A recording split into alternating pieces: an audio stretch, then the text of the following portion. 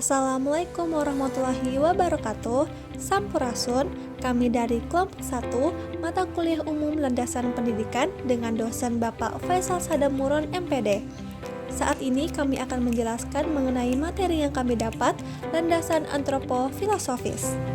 Sebelum kita lanjut ke materinya, perkenalkan saya Firni Erlius Fira dengan NIM 2403101 dan rekan saya Dimas Saputra dengan NIM 2408184. Saya Naila Hikmatul Aulia dengan NIM 2405969. Materi yang pertama ada dimensi-dimensi manusia. Dalam kajian pendidikan Islam ada 7 macam-macam dimensi.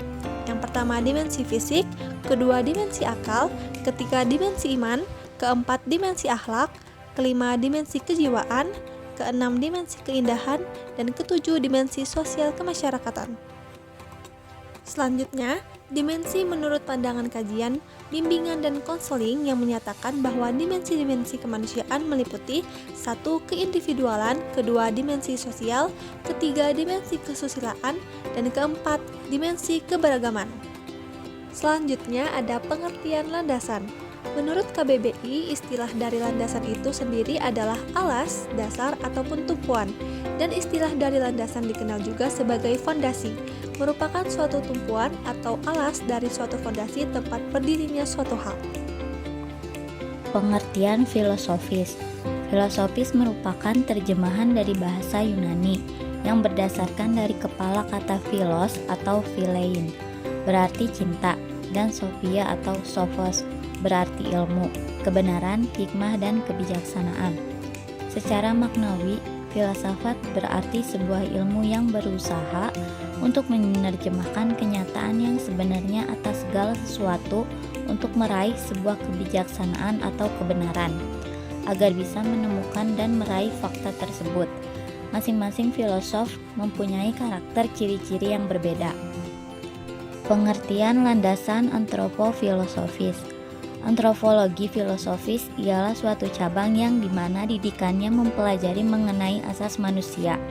Sebagai landasan antropofilosofis, pendidikan cabang tersebut biasanya dijadikan untuk titik tumpu pendekatan dalam mempelajari hakikat manusia sebagai makhluk yang bisa dididik dan perlu dididik dan mendidik. Pengertian landasan antropofilosofis. Landasan antropofilosofis pendidikan adalah asumsi-asumsi yang bersumber dari penggabungan kaidah-kaidah antropologi dan sumber filsafat. 3 prinsip antropologis. Yang pertama, prinsip historitas. Prinsip historitas adalah pendekatan yang mempelajari perkembangan budaya manusia melalui waktu. Lalu, yang kedua, prinsip idealitas. Prinsip idealitas adalah konsep yang menyatakan bahwa manusia dapat dididik untuk menjadi manusia yang ideal. Lalu yang terakhir, prinsip faktual atau posibilitas. Prinsip faktual atau posibilitas adalah landasan ilmiah yang berasal dari berbagai cabang ilmu, termasuk ilmu antropologi.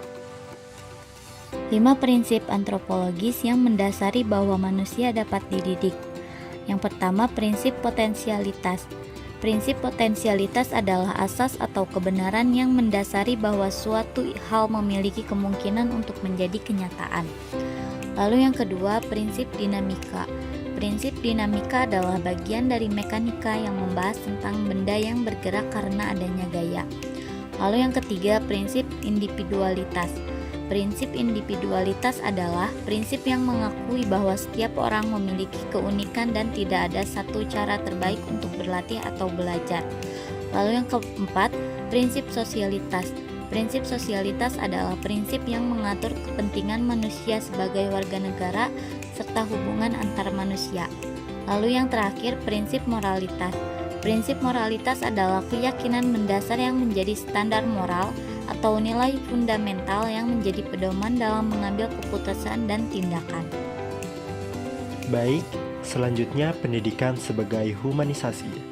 Pendidikan merupakan suatu proses memanusiakan manusia atau lazim disebut sebagai proses humanisasi.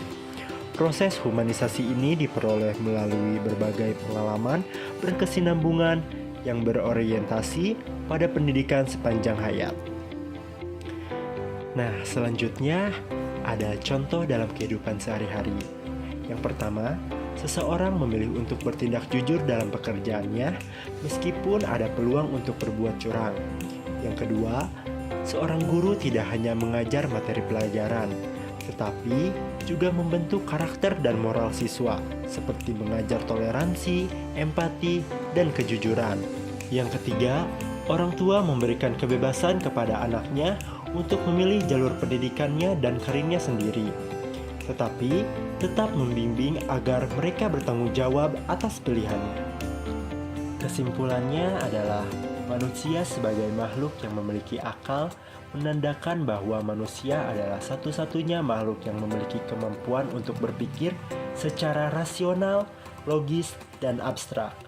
Landasan antropofilosofis menekankan bahwa pendidikan adalah proses yang bertujuan untuk membentuk manusia yang seutuhnya dengan mempertimbangkan aspek kemanusiaan, sosial, dan moral. Baik, itu saja yang dapat kami sampaikan.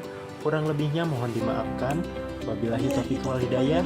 Wassalamualaikum warahmatullahi wabarakatuh.